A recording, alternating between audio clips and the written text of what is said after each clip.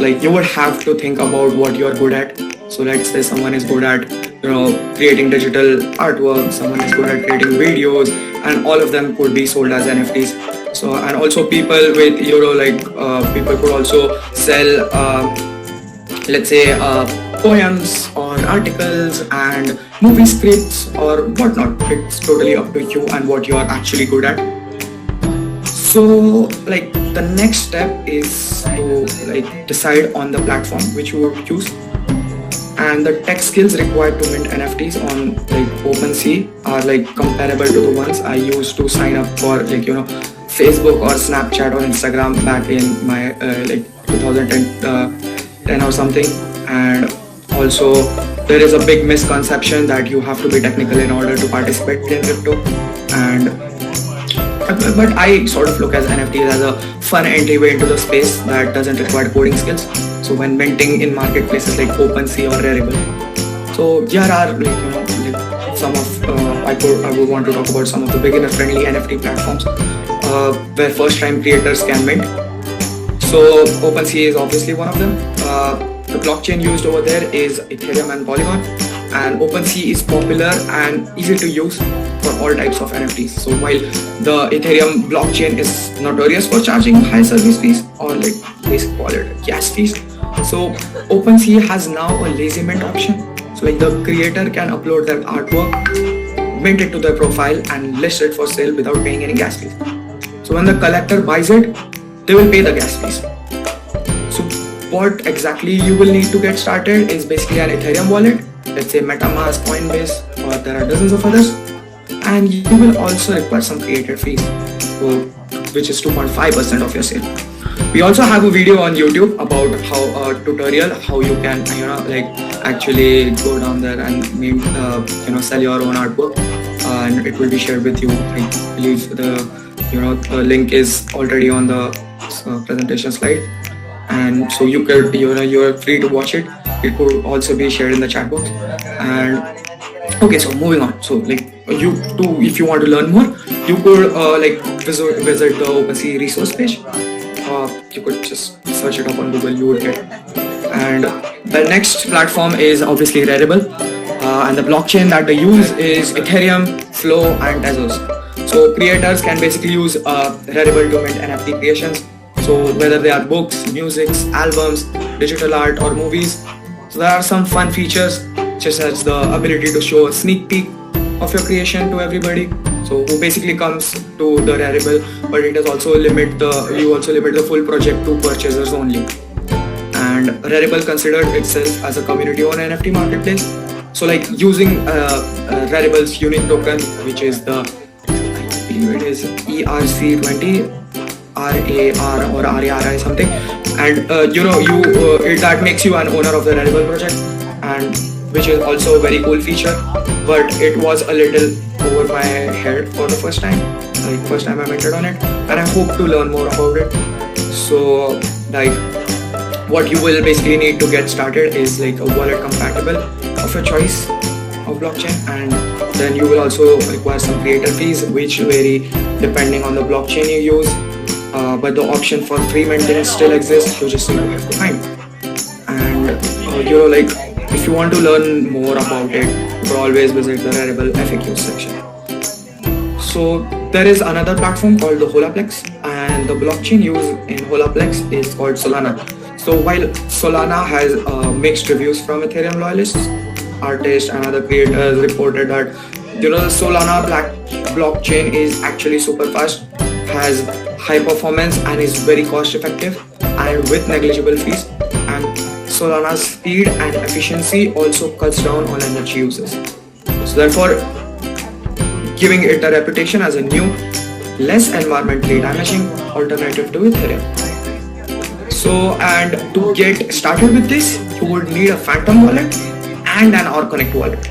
It is a bit difficult to mint your NFTs on Holaplex, but then also it can be done. So like the creator fees are somewhat around like 5,000 or 5 million of Solana, which would then be sort of let's say $0.0025 if I'm not wrong, and per transaction, and the fees can fluctuate obviously, but they are almost no to zero. So this is a very good platform that you can use for saving money, although the skill required would be on the higher side.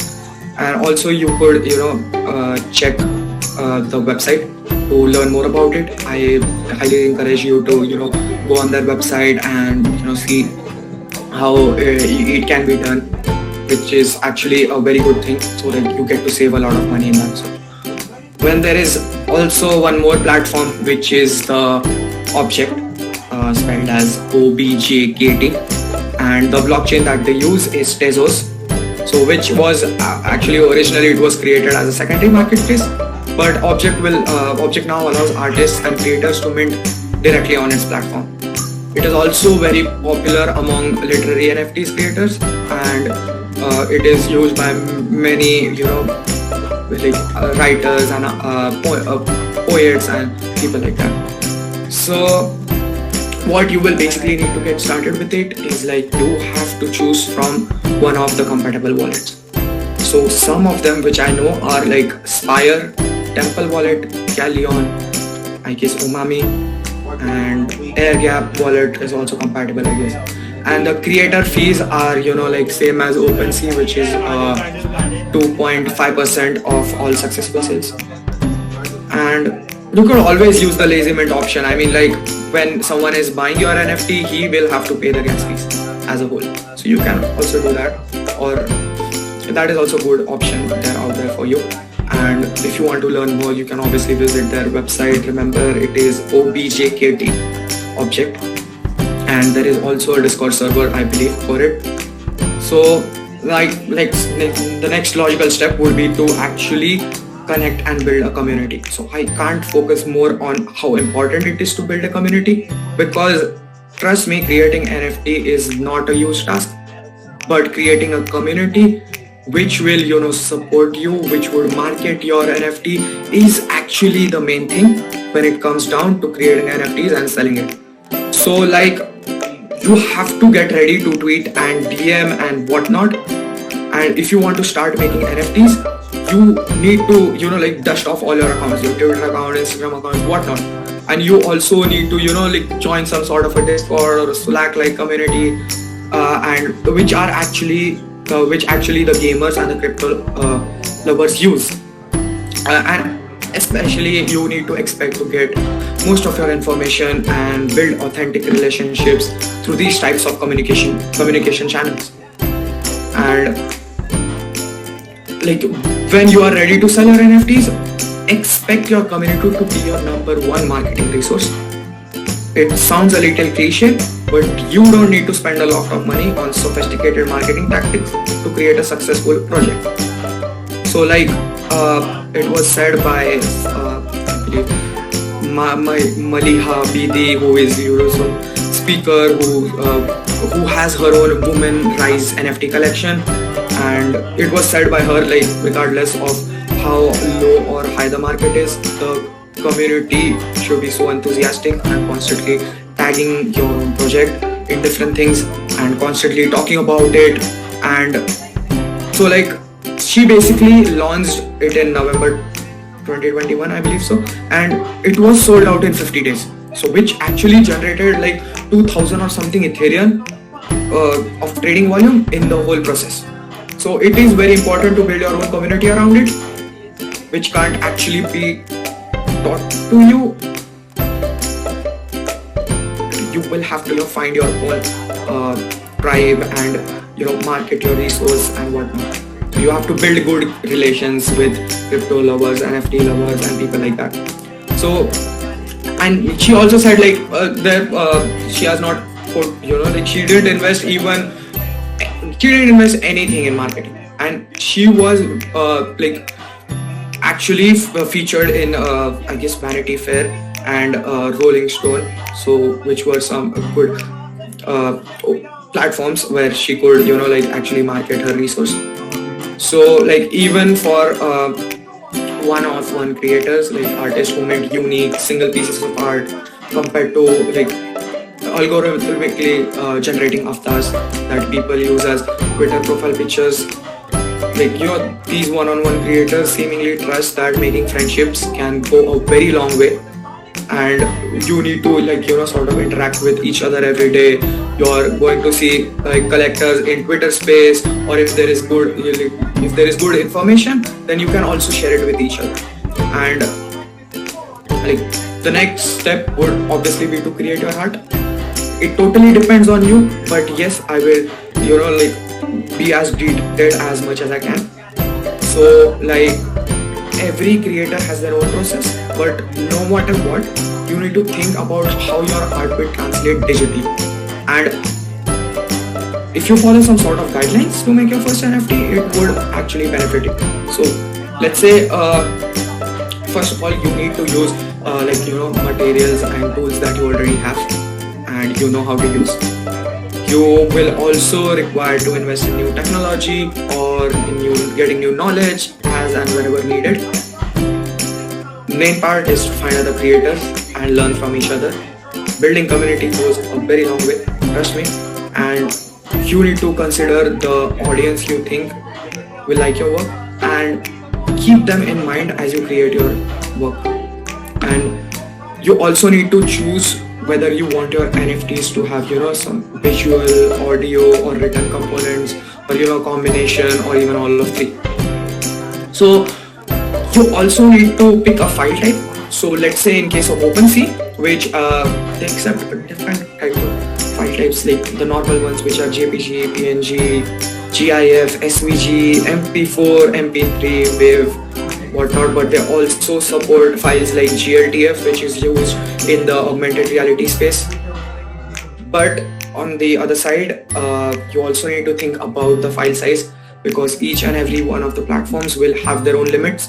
So let's say in case of OpenSea limit, OpenSea limits it to like 100 MB. You can't, your file can't have more data than that. Also, one more thing which you don't need to forget is like you need to factor in accessibility. You have to, so whether or not if your video or your audio components, for example, if you're creating video or an audio component which is spoken in a basic some kind of language, like let's say it is in Hindi, let's say, but then you will have to provide some sort of subtitles for people who are not native Hindi speakers and who are from any other place, because trust me, in the internet you won't always get people who will be from some sort of specific location. You can even create your work and sell it in somewhere who is down there in Europe, and you will have to make the experience, and you'll have to sell it properly to him, because it will obviously be hosted on the internet and which will be accessible to people all around the globe. So also like the next step would be to mint and share, which is actually very easy. You have to just it is so easy that I actually was waiting for someone to trick me or something. I was waiting for OpenSea to actually trick me in the process, but it didn't happen because it is very easy, trust me. It is as simple as uploading your files, like inputting your collection description, and then making a profile, determining your royalties for later, so like whether or not your art will be sold in a secondary marketplace, and then you complete your listing. It is very easy. And but you also need to note all the accepted file types. And also, like in my case, I chose to mint my first an NFT on Polygon, so which at that time had no fees. So like I said, you will have to look for because these markets always keep fluctuating, and you need to look for what is the best option for you every time. And also like Etherscan is so like once you sort of mint your NFT, you will see it on your profile. So like blockchain data is public and accessible by anyone, and your NFT's buying and selling history will be available forever, which will help you and your prospective investors to track its price. So like coming back to what I said earlier, like Etherscan. So Etherscan is where you can see all the transactions that have happened in the Ethereum blockchain, like it is actually very specific to all transactions that are occurring in the Ethereum network, and in and out of the network, and everybody has having the access to these public records. It is what allows for blockchain to operate without a central authority and without a bank, because everybody can keep an eye on it. So like you could also but sometimes, let's say you don't want the whole world to know about how much money you have and how much money you are transacting. So this is where, like having multiple wallets, and which is totally legal in the blockchain world. So you can use that, system to do that too. And also, like, the final step would be actually like selling your NFT, and this time, your community is going to help you sell it.